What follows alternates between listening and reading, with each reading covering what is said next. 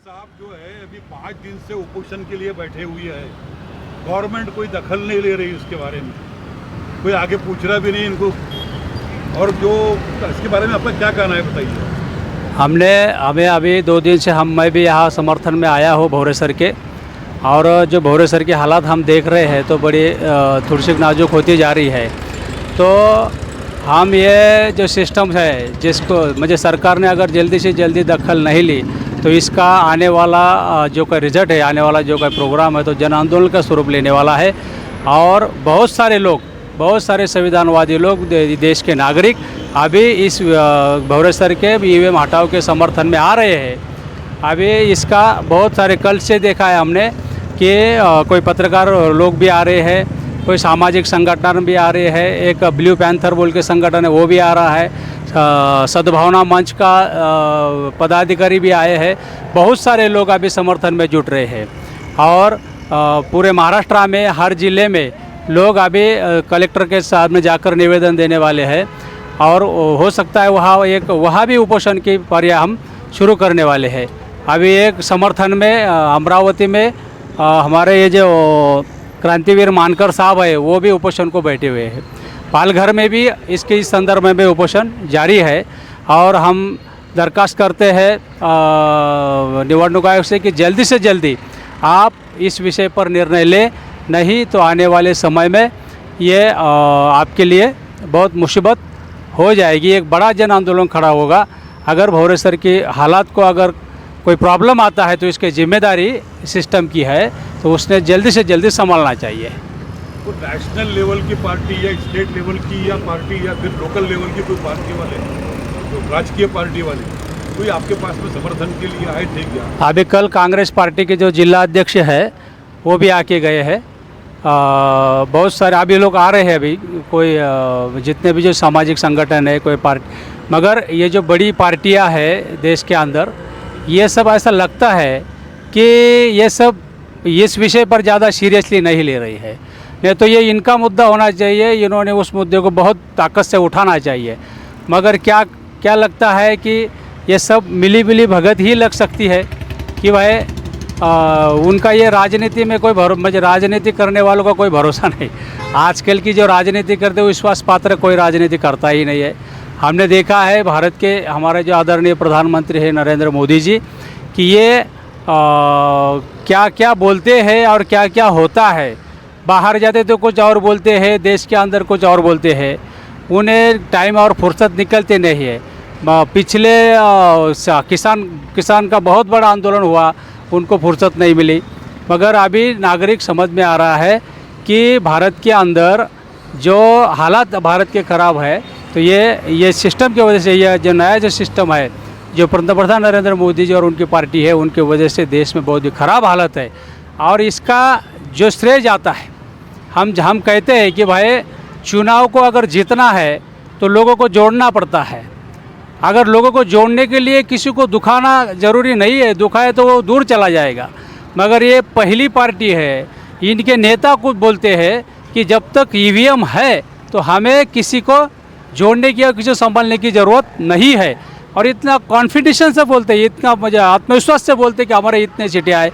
इतनी विविधता वाला जो अपना देश है, हर विचारधारा है, अलग अलग विचारधारा के लोग हैं, तो किसी को ऐसा इतना आत्मविश्वास बीजेपी वालों के पास कहाँ से आता है कि हम इतने सीटा लाएंगे।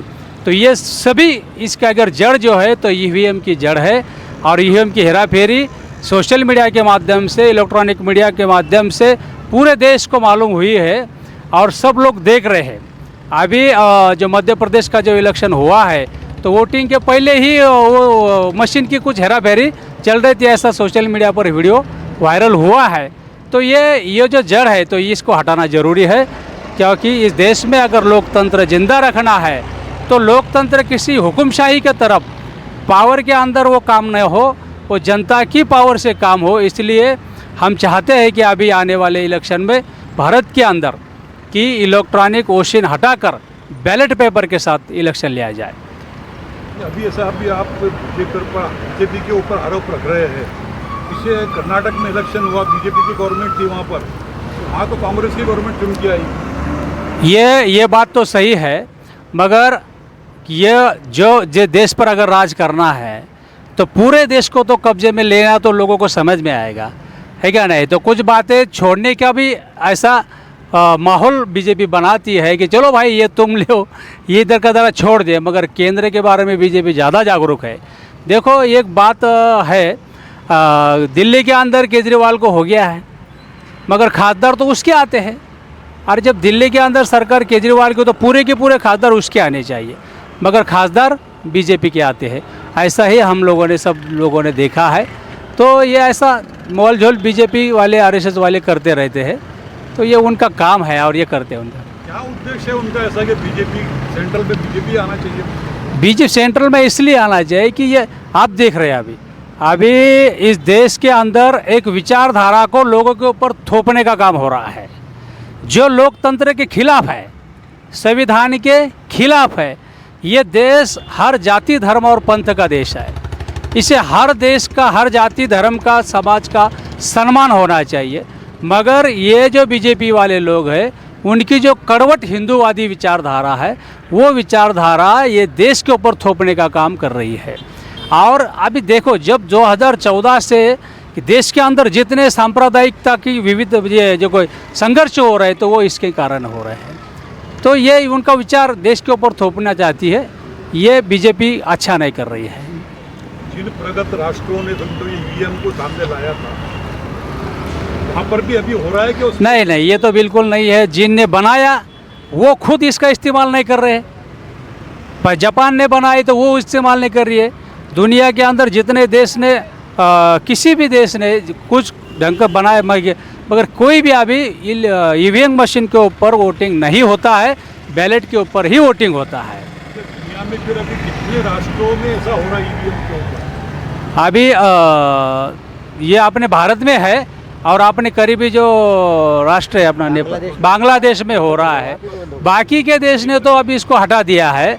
और भारत के अंदर जो बार काउंसिल है अपना, उसके अंदर बैलेट इलेक्ट्रॉनिक मशीन का पहले इस्तेमाल हुआ, और उसको कुछ वकील लोगों ने उस पर सवाल खड़ा किया, तो बाद में उसका वो हटा दिए मशीन, और वहाँ बैलेट पेपर का इशू चालू हुआ।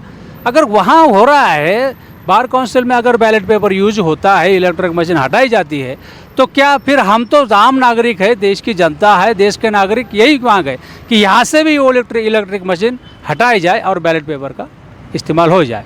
और भौरे सर के समर्थन में हम सब लोग हैं यहाँ। मेरा नाम चंद्रमणि गाड़ेकर है। मैं संविधान का प्रचार करता हूँ।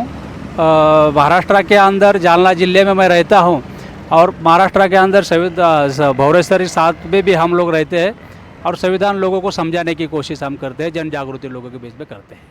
धन्यवाद।